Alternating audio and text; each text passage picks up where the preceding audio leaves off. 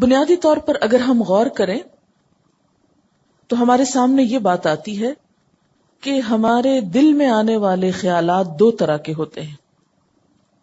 ایک غیر اختیاری، جن پر ہمارا کچھ بس اختیار نہیں ہوتا، کیونکہ دماغ ایک ایسی چیز ہے یا دل ایسی چیز ہے جو ہر وقت کام کرتی، سوتے میں بھی اور جاگتے میں بھی کچھ نہ کچھ خیالات کا تانا بانا ہر وقت لگا ہی رہتا ہے.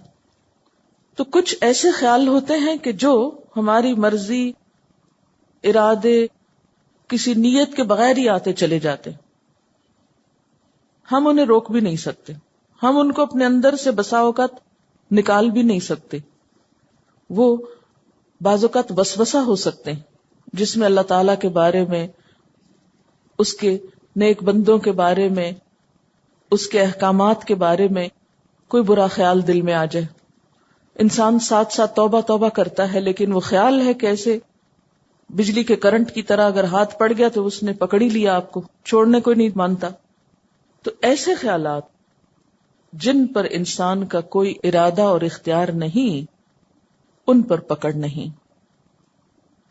دوسری قسم کے خیالات وہ خیالات ہیں جو انسان کے ارادے اور اختیار پر مبنی ہیں، چاہے تو انہیں دل میں رکھے، چاہے تو نکال دے. پکڑ ایسے ہی خیالات پر ہے. غیر اختیاری، غیر ارادی، قدرتی طور پر آنے والے خیالات اور جن میں وسوسہ بھی ہے.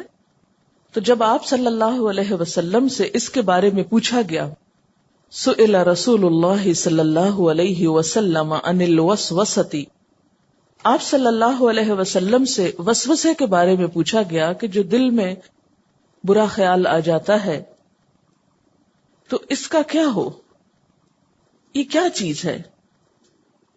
کیونکہ صحابہ میں سے بعض نے یہ بھی کہا تھا کہ ہمارے دل میں بعض اوقات اتنا برا خیال آ جاتا ہے کہ ہمارا جی چاہتا ہے کہ ہم جل کے کوئلہ ہو جائیں، لیکن وہ خیال نہ ہم کو آئے، مگر پھر بھی ہمارا بس ہی نہیں چلتا اس پر، ہمارے نہ چاہنے کے باوجود وہ آتا چلا جاتا ہے.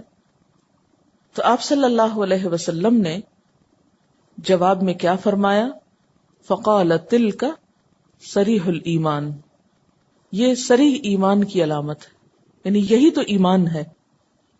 کیونکہ چور اور ڈاکو وہیں پر تو آتے ہیں جہاں کچھ مال و دولت ہوتا ہے. تو وسوسے اسی دل میں آئیں گے جہاں کوئی ایمان ہوگا، جہاں کوئی خیر ہوگی. تو ایمان بھی ایک بہت بڑی دولت ہے نا. اس لیے جہاں ایمان ہوگا، جہاں نیکی کا شوق ہوگا، جہاں کوئی خیر اور بھلائی کی چیز ہوگی، شیطان وہیں آئے گا اور آ کے دل کو برا کرے گا. نہیں نہیں، چھوڑو چھوڑو، یہ تم کیا کر رہے ہو. مثلاً آپ کا دل چاہ رہا ہے آپ کوئی اچھا کام کریں، لیکن شیطان کو کب پسند ہے کہ آپ کوئی اچھا کام کریں؟ تو وہ آپ کو آ کر اس اچھے کام کے بارے میں کوئی شک ڈال دے گا، کوئی فائدہ نہیں اس کا، وہ فلاں نے کیا تھا، اس کو بڑا نقصان ہوا تھا. تو نتیجہ کیا ہوگا؟ آپ وہیں بیٹھ جائیں گے. اسی لیے قل اعوذ برب الناس میں کیا پناہ مانگی گئی ہے؟ من شر الوسواس الخناس، وسوسہ ڈالنے والے کے شر سے اللہ تو مجھ کو بچا، جو پلٹ پلٹ کے دل میں خیال ڈالتا ہے. الذی یوسوس فی صدور الناس، جو لوگوں کے دل میں، انسانوں کے دل میں وسوسے ڈالتا ہے. من الجنۃ والناس، ایسے وسوسے بسا اوقات جنات کی طرف سے ہوتے ہیں اور جن سے مراد یہاں شیطان ہے، اور بسا اوقات انسانوں کی طرف سے بھی ہوتے ہیں. کیونکہ آپ نے دیکھا ہوگا کہ کئی دفعہ آپ بہت اچھا کام کرنا چاہتے ہیں، لیکن اتنے میں آپ کی ملاقات کسی ایسے انسان سے ہو جاتی ہے جو اس اچھے کام کے بارے میں آپ کا ارادہ اور نیت بدلا دیتا ہے. آپ گھر سے نکلتے ہیں ایک اچھی نیت لے کر، مثلا آپ آئے ہیں پڑھنے کے لیے، بڑے عزم و ارادے سے، بڑے جذبے سے، بڑے شوق سے، بڑی قربانی کر کے. بسا اوقات کیا ہوتا ہے، آپ کی دوستی، آپ کا تعلق کسی ایسے انسان سے ہو جاتا ہے کہ جس کو نہ خود پڑھنے کا شوق ہے، نہ آپ کو پڑھنے دینا چاہتا ہے. لہذا وہ کوئی نہ کوئی ایسی باتیں آپ کے ذہن میں ڈالتا رہے گا کہ آپ کا پڑھائی سے دل اچاٹ ہو جائے گا، اور بالآخر وہ ساری سیکریفائسز اور سارے جو آپ کے منصوبے اور پلان اور بڑی اچھی اچھی خوبصورت نیتیں تھی وہ سب بیٹھ جائیں گی. تو اس لیے اللہ تعالیٰ کو پتا تھا کہ یہ کام صرف شیاطین نہیں کرتے، انسان بھی کرتے ہیں. اس لیے یہ دعا سکھائی گئی کہ اللہ کی مدد کے ساتھ ہی ان چیزوں پر قابو پایا جا سکتا ہے. پھر اسی طرح غیر اختیاری خیالات جو ہیں، جو ہماری مرضی سے نہیں آتے، ان کے بارے میں نبی صلی اللہ علیہ وسلم نے فرمایا ان اللہ تجاوز لی عن امتی ما وسوست به صدورها ما لم تعمل او تتکلم، متفق علیہ. اللہ تعالیٰ نے میری امت سے جی میں آنے والی باتوں کو معاف کر دیا ہے، دل میں آنے والے خیالات کو معاف کر دیا ہے، البتہ ان پہ پکڑ اس وقت ہوگی جب ان پہ عمل کیا جائے یا جن کا اظہار زبان سے کر دیا جائے. یعنی اگر آپ کے دل میں کوئی برا خیال آ رہا ہے اور آپ کہتے ہیں ادھر آؤ میں تم کو سناؤں، آپ اس کو بول دیتے ہیں.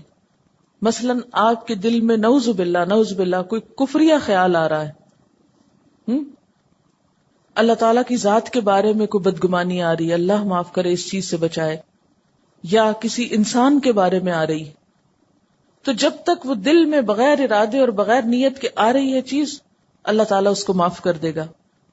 لیکن اگر آپ دوسروں کو بھی وہ اپنے خیالات بتانے بیٹھ گئے اور وہ کفریہ کلمات زبان سے بولنے لگے، یا آپ کو کسی انسان کے بارے میں کوئی بدگمانی ہے، تو آپ بغیر کسی تحقیق اور بغیر کسی حقیقت کے اس کا ذکر لوگوں میں کرنا شروع ہو گئے محض گمان اور خیال کی بنیاد پر، تو اس کلام پر بھی پکڑ ہوگی، پھر پوچھ ہوگی.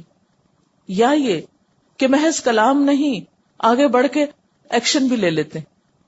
مثلا آپ کے دل میں کسی کے بارے میں برا خیال آیا، آپ آؤ دیکھتے ہیں نتاؤ دیکھتے ہیں، وہ سامنے آیا تو آپ اس کو ایک دو لگا دیتے ہیں.